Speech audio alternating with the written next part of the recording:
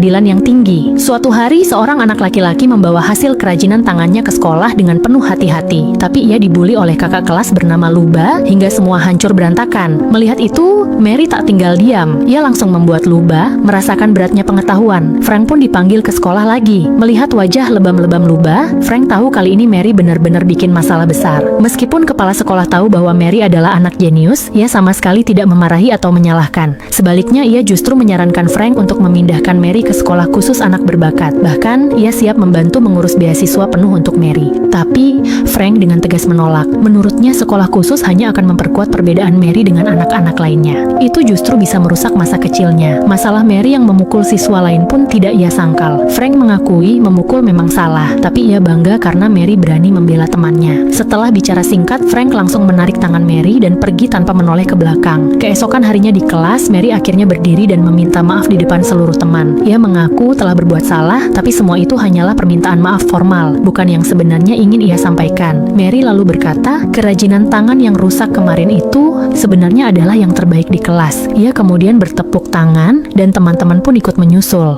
Anak laki-laki pemilik kerajinan itu pun akhirnya tersenyum bahagia. Tapi saat pulang sekolah, Frank dan Mary menemukan seorang wanita berdiri di depan rumah. Wanita itu adalah Evelyn, nenek Mary ya, sekaligus ibu dari Frank. Rupanya karena Frank menolak tawaran kepala sekolah, pihak sekolah diam-diam menghubungi Evelyn. Begitu tahu bahwa Mary memiliki bakat luar biasa di bidang matematika, Evelyn langsung terbang datang. Ia membawa hadiah, sebuah laptop baru berisi semua materi matematika tingkat lanjut. Saat mendengar bahwa Mary sudah mulai belajar kalkulus, matanya langsung berbinar, penuh ambisi. Namun saat ia ingin lanjut berdiskusi soal matematika, Frank langsung menyuruhnya keluar dengan halus. Tapi Evelyn bukan orang yang mudah ditolak. Ia langsung menyatakan tujuannya, ingin membawa Mary pergi. Menurutnya, hanya dia yang bisa memberikan lingkungan pendidikan terbaik dan menjadikan Mary sebagai matematikawan kelas dunia. Yang lebih mengejutkan, saat menyebut putrinya yang sudah meninggal, Ibu Mary, Evelyn tidak menunjukkan sedikit pun rasa bersalah. Ia justru menyebut anaknya terlalu lemah dan menyia-nyiakan bakat. Frank yang selama ini menahan emosi, akhirnya benar-benar kecewa. Ia tidak ingin Mary hidup tertekan seperti kakaknya. Tidak ingin Mary dikurung di laboratorium bersama para ilmuwan tua, kehilangan masa kecilnya. Frank pun menolak permintaan ibunya mentah-mentah. Karena tak menemukan titik temu, akhirnya mereka sepakat untuk menyelesaikan semua lewat pengadilan. Frank tahu, dari segi koneksi dan kekayaan, ia jauh tertinggal dari ibunya. Ia pun mulai merasa ragu, apakah keputusannya benar?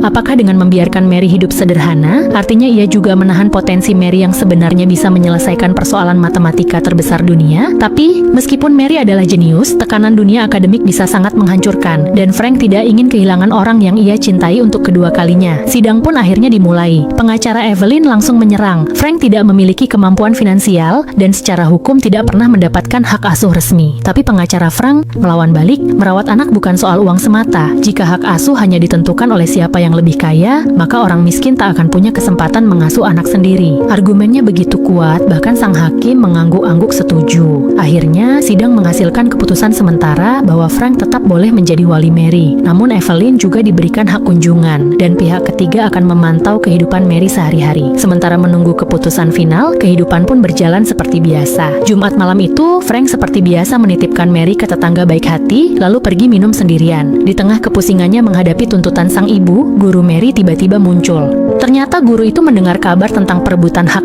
asuh dan merasa bersalah. Ia khawatir Frank mengira dirinya lah yang menghubungi Evelyn. Setelah semua kesalahpahaman dijelaskan, mereka mulai ngobrol dan ternyata punya pandangan yang sama soal pendidikan Mary. Obrolan mereka pun makin akrab. Dari bar berlanjut ke rumah Frank. Guru Mary sempat ragu, takut bertemu Mary. Tapi Frank menenangkan, tenang saja, Mary baru pulang besok siang. Namun tak disangka